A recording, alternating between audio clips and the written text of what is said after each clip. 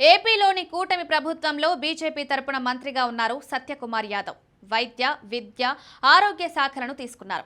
నిజానికి 2004 నుండి 19 మధ్య కూడా చంద్రబాబు కూటమిలో భాగస్వామిగా ఉన్న బీజేపీకి ఈ శాఖనే అప్పగించారు. అప్పట్లో కామినేని శ్రీనివాసరావు ఈ శాఖకు మంత్రిగా ఉన్నారు. ఇప్పుడు కూడా ఆయన తీసుకుందామని ప్రతిపాదన వచ్చిన ఆర్ఎస్ఎస్ నాయకులు, ముఖ్యంగా కేంద్ర మంత్రి అమిత్ షా ప్రభావం, బీజేపీ జాతీయ అధ్యక్షుడు జేపీ నడ్డా వంటి వారి ఆశీస్సులతో సత్యకుమార్ మంత్రయ్యారు. ఇక తొలి 6 మాసాలు ఒక లెక్క, మలి 6 మాసాలు ఒక లెక్కగా సత్యకుమార్ పనితీరు చూడాలి. ఆయన మంత్రి పదవిని చేపట్టిన తర్వాత తొలి 6 మాసాలు రాష్ట్ర వ్యాప్తంగా విచ్చలవిడిగా పర్యటించారు. ఆసుపత్రుల్లోని లోపాలను ఎత్తిచూపారు.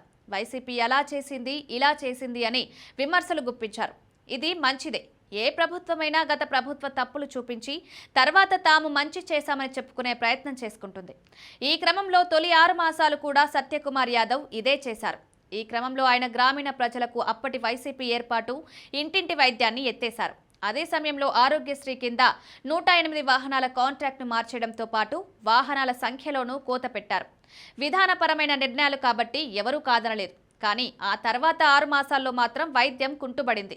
దీనికి సత్యకుమార్ యాదవ్ బాధ్యత వహించాల్సి ఉంది.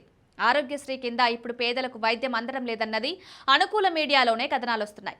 కేంద్రం అమలు చేస్తున్న ఆయుష్మాన్ భారత్ను మంత్రి ప్రమోట్ చేస్తున్నారు. కానీ దీనికి వైద్యశాలల్లో వైద్యం కరువైంది. మరోవైపు వైసీపీ హయాంలో కేంద్రం నుంచి తీసుకువచ్చిన 17 వైద్యశాలల్లో 9 ఆసుపత్రులను రద్దు చేయించారు. కానీ మిగిలిన వాటినైనా నిర్మాణం పూర్తి చేయించారంటే అది కూడా లేదు. కేంద్రం నుంచి నిధులు తీసుకువస్తానని ఆయన చెప్పినా సాధ్యం కావడం లేదు.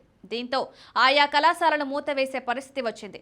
ఈ ఏడాది బడ్జెట్ సమయంలో కేంద్రం నుంచి నిధులు తీసుకువస్తామని చెప్పడంతో రాష్ట్ర ప్రభుత్వం వాటికి నిధులు కేటాయించలేకపోయింది. ఇప్పుడు అదే పెద్ద సమస్యగా మారింది. విజయవాడలో వైద్య విద్యార్థుల ధర్నా, పోలీసుల లాఠీ చార్జ్ ప్రభుత్వానికి మచ్చగా మారింది. మొత్తంగా చూసుకుంటే తొలి 6 మాసాల్లో ఉన్న దూకుడు తర్వాత తగ్గిన దరిమిలా సత్యకుమార్ గ్రాఫ్ అప్పట్లో ఉన్నట్టుగా అయితే ఇప్పుడు లేదంటున్నారు.